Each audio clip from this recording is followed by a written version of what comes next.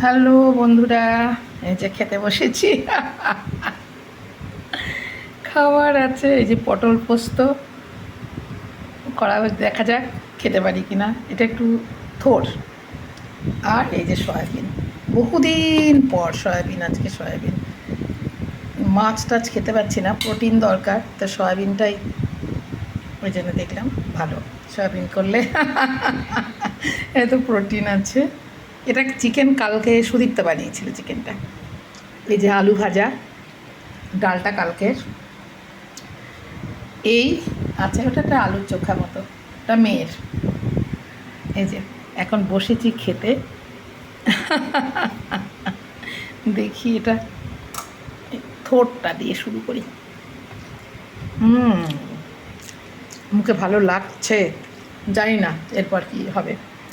তো ঠিক আছে, এই যে ভাত, এবার খাই, দেখি কতটা খেতে পারি।